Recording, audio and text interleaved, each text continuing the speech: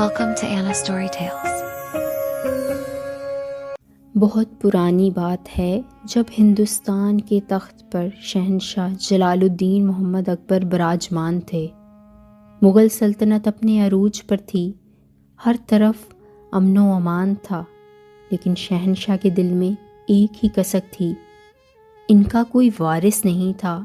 بڑی دعاؤں اور منتوں کے بعد ان کے ہاں ایک شہزادہ پیدا ہوا جس کا نام سلیم رکھا گیا۔ سلیم کو بہت لاڈ پیار سے پالا گیا، مگر جب وہ جوان ہوا تو اکبر نے اسے سلطنت کے آداب، نظم و ضبط اور جنگی فنون سکھانے کے لیے برسوں تک سرحدوں پر بھیج دیا۔ برسوں بعد جب شہزادہ سلیم فتح کا پرچم لہراتے ہوئے واپس دارالحکومت پہنچا تو پورے شہر کو دلہن کی طرح سجایا گیا۔ محل کی فضاؤں میں عطر کی خوشبو تھی، ہر طرف چراغاں تھا۔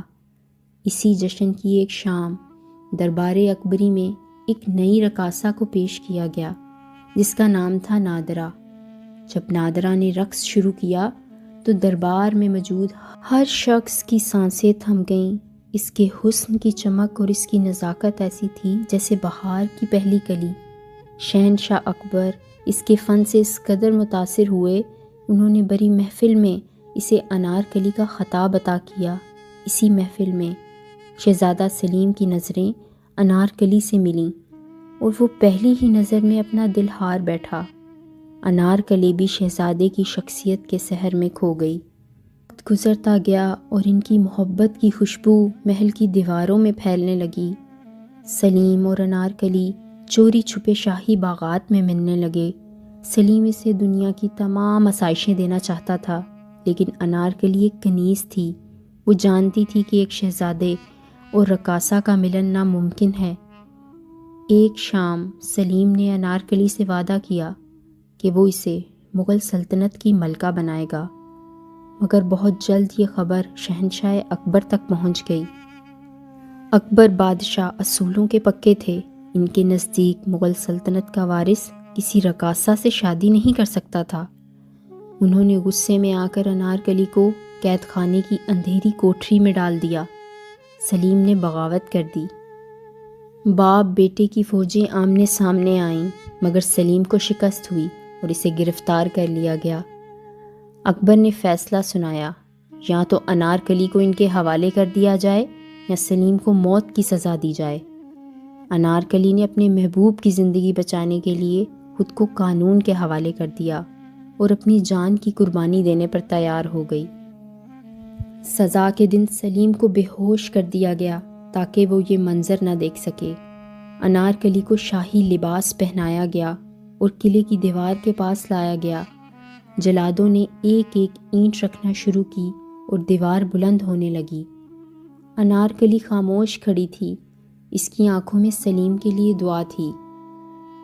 اسی دوران انارکلی کی ماں دیوانہ وار اکبر کے قدموں میں گر گئی۔ اس نے وہ شاہی انگوٹھی دکھائی جو اکبر نے سلیم کی پیدائش پر اسے انعام میں دی تھی اور وعدہ کیا تھا کہ وہ ایک بار اس سے کوئی بھی مانگ پوری کریں گے۔ اکبر اپنے وعدے سے مکر نہیں سکتے تھے۔ انہوں نے خاموشی سے جلادوں کو اشارہ کیا کہ دیوار کے پیچھے خفیہ راستہ بنایا جائے۔ جب دیوار مکمل ہوئی اور دنیا کو لگا کہ انارکلی دفن ہو گئی ہے، تو در حقیقت اسے ایک خفیہ سرنگ کے ذریعے باہر نکال لیا گیا۔ لیکن اکبر بادشاہ نے ایک کڑی شرط رکھی، وہ خود انارکلی کے سامنے آئے اور گرجدار آواز میں کہا، انارکلی، مغل اعظم نے اپنا وعدہ پورا کیا، تمہاری جان بخشی جاتی ہے، لیکن آج سے تم سلیم کے لیے مر چکی ہو۔ اگر تم نے کبھی دوبارہ سلیم کی زندگی میں قدم رکھا تو تم سلیم کی موت کا سبب بنو گی۔ تم اس سلطنت کی حدوں سے دور چلی جاؤ اور کبھی پلٹ کر نہیں دیکھو گی۔ انارکلی روتے ہوئے یہ شرط مان گئی۔ وہ سلیم کی زندگی کی خاطر گمنامی کے اندھیروں میں کوچ کر گئی۔ جب سلیم کو ہوش آیا اسے صرف ایک بے جان دیوار ملی۔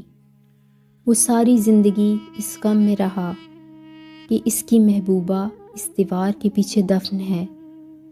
برسوں بعد جب وہ شہنشاہ جہانگیر بنا تو اس نے اسی دیوار کی جگہ ایک عالی شان مقبرہ بنوایا،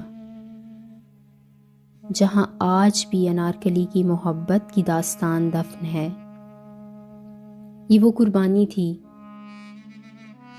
جو ایک طرف ماں کے پیار، دوسری طرف بادشاہ کے وعدے اور تیسری طرف ایک سچی محبت کی جیت تھی۔